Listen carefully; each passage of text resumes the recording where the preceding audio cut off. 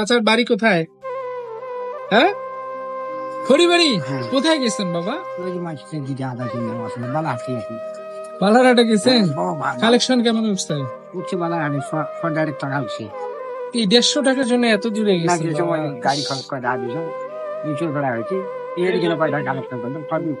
হাবিব চাচা, চাচা কয় টাকা দিছেন? 5 টাকা। হাবিব চাচাকে কয় টাকা দিছেন? আর এখন 10 টাকার নোট দেও চাচা। বাড়ি থাকবো।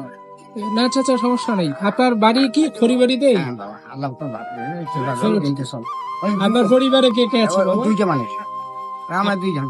আপনার বাচ্চা কোথায়? বাচ্চা ছেলে শাড়ি পালাই চলে ঘর দিয়ে বিয়ে করছে, হচ্ছে থাকতো একটা টাকার বাচ্চা তো তার হাম্মদ দম্ম তার কোনো তাই না ভাই ভাগ ছেলে পেলে ছেড়ে গেছে না আপনার? আমরা 2টা মাইল, আমরা দেখ আমার 2টা মাইল বাবা, আমরা 2 মানে খাই দিয়ে মাঝে দুইটা কথা পাই আমার কেন বুঝতে পারছি।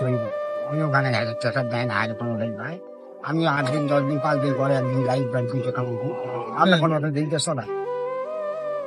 আচ্ছা, আরেকটা বিষয় হচ্ছে যে আম্মা যে আছে, আম্মা কি সচল না অচল? উনি আম্মা চলতে পারে? চলবে হয় ভালো চলবে না। আপনার জায়গা জমি আছে না? জায়গা জমি ওই বাড়ি চালা শুধু বাড়ি চালা?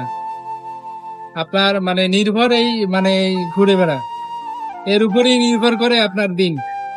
মানুষ যেটা দেয় তার উপরেই। ছেলে মেয়ে কয়জন আপনার? ছেলে মেয়ে অনেকগুলি সকালে পাইছি। আজকের পছন্দ ছেলে ঠিক যে মেয়ে 2টা আমি বিয়ে দিছি। মেয়ে বিয়ে দিছি, মেয়ে ঘর ওই যে মনে করেন যে ওই যে ঈদের মরশুমের সময় বা মরশুমের সময় কাপড় চোপড় কেনা লাগে না, আমরা ওই বেরি 2টা দেয়। আপনার মেয়েরাই দেয়? হ্যাঁ বেরি 2টা দেয়, বেরি 2টা চলে ভালো। আচ্ছা আচ্ছা, কাপড় চোপড় মানে মেয়েরা দেয়, আপনার ছেলেরা দেয় না? না? না ছেলের ঘর চলে, ছেলের ঘর দিলে আমি এখানে এত দিকে ভাত দিলে আমি আছি এখানে। আমি আপনার ভিডিও করলাম, ভিডিওটা কিন্তু পোস্ট করব। হ্যাঁ, মানে আপনার ছেলেরা দেখলে আবার রাগ হবে না তো? তো আসলে ছেলেরা দেখলে যেহেতু রাগ হবে না, সেহেতু পোস্ট করা যাবে। তবে বাবা একটা কথা বলি, আপনার বাসা কি খড়িবাড়িতেই না? আমি আপনাকে একটা কার্ড দেবো। হ্যাঁ, আমি আপনাকে একটা কার্ড দেবো, সেটা হচ্ছে একটা মিস কল দিবেন, যে কোনো কারো নাম্বার দিয়ে আপনি আমাকে একটা মিস কল দিবেন। কারণ আমি কিন্তু আপনাদের মতো অসহায় মানুষদেরকে নিয়ে কাজ করি। আমার একটা পেজ আছে বাবা, আলহামদুলিল্লাহ। আমার ওই পেজে যা আর্নিং আসে হ্যাঁ সব প্রতিবন্ধীদের মাঝে, অসহায় মানুষদের মাঝে আমি ভাগ করে দেই। আমি আমার জন্য নয়, এটা আপনাদের জন্যই খুলেছি। আমি জাস্ট পরিচালনা করি এবং পরিশ্রম করি। সুবহানাল্লাহ। আমার এখানে সার্থকতা হচ্ছে যে আপনাদের দোয়া, মানুষের ভালোবাসা। আমি অবশ্যই একটা নামের অবস্থানে চলে যাব, আল্লাহ ভালো করবে আলহামদুলিল্লাহ। ইয়েস, আমি এই ভালোবাসাটুকু পাওয়ার জন্য এবং আল্লাহর রহমত পাওয়ার জন্য আমি কিন্তু আসলে একটু পরিশ্রম করে যাচ্ছি। তো আমি চেষ্টা করব ইয়ার পরের ইয়ায় আপনাকে আমার তরফ থেকে, আমার পেজের তরফ থেকে যা পারি আমি আপনাকে দেওয়ার জন্য চেষ্টা করব। কোন টাকা দেখা করবো? আমার দোকান এইটা, তোমার দোকান এইটা আমার দোকান। আমি এখানে আমার বিরাট উপকার হইব বাবা। ইনশাল্লাহ ইনশাল্লাহ। এই দুনিয়ায় যার কেউ নাই, তার সৃষ্টিকর্তা আছে। আলহামদুলিল্লাহ।